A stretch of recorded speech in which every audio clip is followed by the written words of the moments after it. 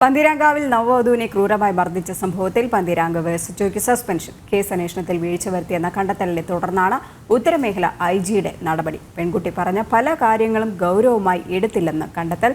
ദസ്ന സുരേഷ് ചേരുന്നുണ്ട്. ദസ്ന, ഒടുവിൽ എസ്എച്ച്ഒയ്ക്കെതിരെ നടപടി, സസ്പെൻഷനുമായിരിക്കുന്നു. എന്തൊക്കെയാണ് വിവരങ്ങൾ? രജനി, യുവതിയെ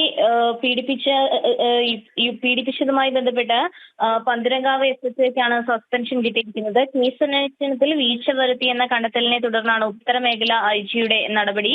പന്തീരാങ്കാവ് എസ്എച്ച്ഒ എസ് ഹരിനെയാണ് സസ്പെൻഡ് ചെയ്തത്. കമ്മീഷണറുടെ റിപ്പോർട്ട് പരിഗണിച്ചില്ല എന്നാണ് ഇതിൽ വ്യക്തമാക്കിയിരിക്കുന്നത്.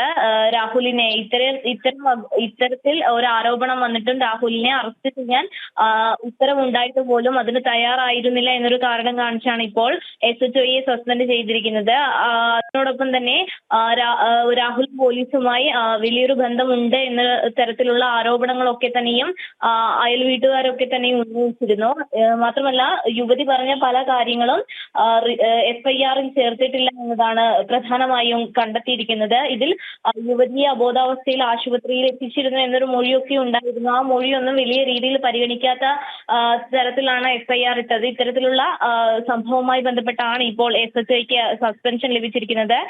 ഇതിൽ പറയുന്നത് പെൺകുട്ടി പറഞ്ഞ പല കാര്യങ്ങളും ഗൗരവമായി എടുത്തില്ല എന്നതാണ്. എസ്എച്ച്ഒയ്ക്കെതിരെ വകുപ്പ് തല നടപടികൾ ഉണ്ടാവുമെന്നാണ് നമുക്ക് അറിയാൻ സാധിച്ചിരിക്കുന്നത്. രജനി. ശരി, ജസ്ന.